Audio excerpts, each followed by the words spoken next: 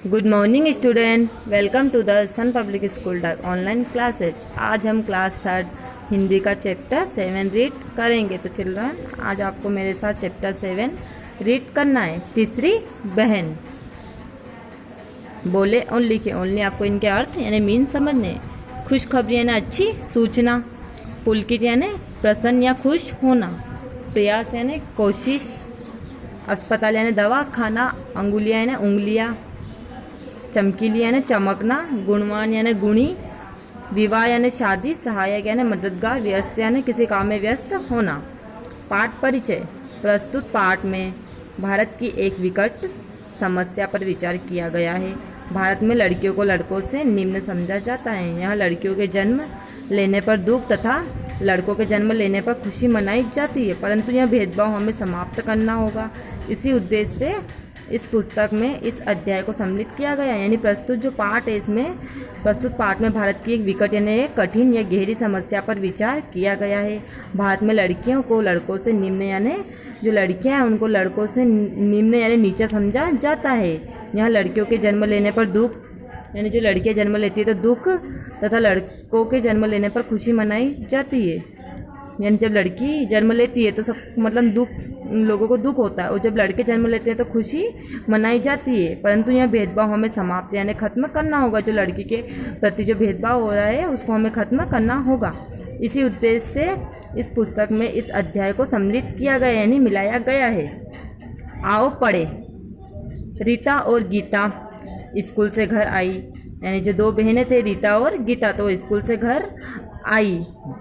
उन्हें छोटी चाची ने बताया, जो उनकी छोटी चाची थी उन्होंने बताया, तुम्हारे लिए एक खुशखबरी है, तुम्हारी एक और बहन आई है। यानी जब रीता और गीता स्कूल से घर वापस आई तो उनकी चाची ने बताया कि तुम्हारे लिए एक खुशखबरी यानी एक अच्छी सूचना है, तुम्हारी एक छोटी बहन आई है। सच? उन दोनों ने हैरानी व खुशी से पुलकित होते हुए कहा। यानी उन्होंने बोला चाची सच में, बहुत खुशी से। उन दोनों ने मतलब पुलकित यानी बहुत प्रसन्न होना या खुशी होना, हर्षित होते हुए उन्होंने कहा सच में। पर तभी उन्होंने पिताजी को मुंह लटकाए घर में घुसते देखा। यानी जब उनकी तीसरी बहन आई तो वो तो बहुत खुश हुए। जब उनकी चाची ने बताया तो रीता गीता बहुत खुश हुई, लेकिन उनके पिताजी को घर में घुसते हुए यानी मुँह लटकाए यानी उदास होते हुए घर में आते हुए देखा। क्या बात है पिताजी, इतने उदास क्यों हो? रीता और गीता ने पूछा कि क्या बात है पिताजी, आप इतने उदास क्यों हो? वे सोचने लगी।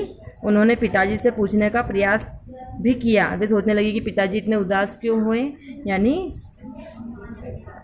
वो इतने उदास क्यों हुए। उन्होंने पिताजी से पूछने का प्रयास भी किया। प्रयास यानी कोशिश की, पिताजी से पूछने की कोशिश की, किंतु वे कुछ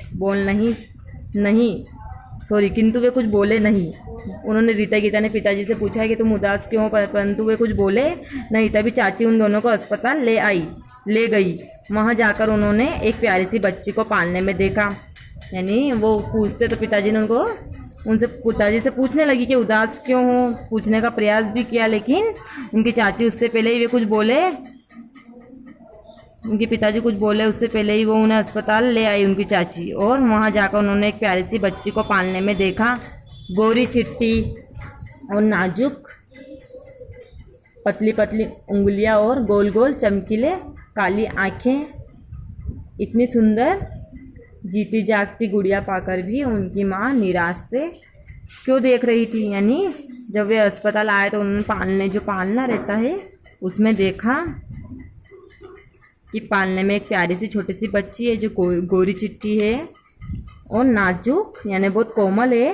पतली पतली उंगलियां यानी छोटी छोटी पतली पतली उसकी उंगलियां है। गोल गोल चमकीली काली आंखें हैं। इतनी सुंदर जीती जागती गुड़िया देखकर भी उनकी माँ निराश यानी मायूस क्यों देख रही थी। यानी उनकी जो माता है उनको इतनी अच्छी लड़की मिली थी फिर भी वो दुखी थी, यानी निराश यानी मायूस थी। वे दोनों समझ नहीं पाई।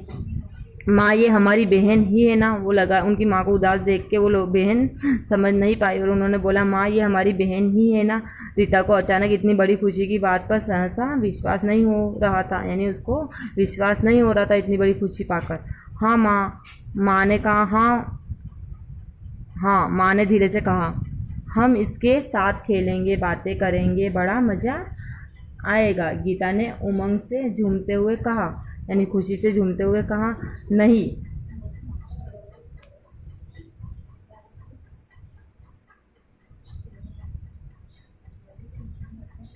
नहीं सहसा पिताजी बोल पड़े, मैं इसे तुम्हारी चाची को दे दूंगा। यानी जब उसकी माँ से पूछा कि ये तुम्हारी माँ, ये हमारी ही बहन है, उनको इतनी बड़ी खुशखबरी पर विश्वास नहीं हुआ था। तो रीता ने पूछा कि माँ ये हमारी ही बहन है ना। तो खुशी की बात सुनकर उसको विश्वास नहीं हुआ था। तो माँ ने कहा हाँ, माँ ने धीरे से कहा कि हाँ, हम इसके साथ खेलेंगे, बातें करेंगे और बड़ा मज़ा आएगा। गीता ने उमंग से झूमते हुए कहा।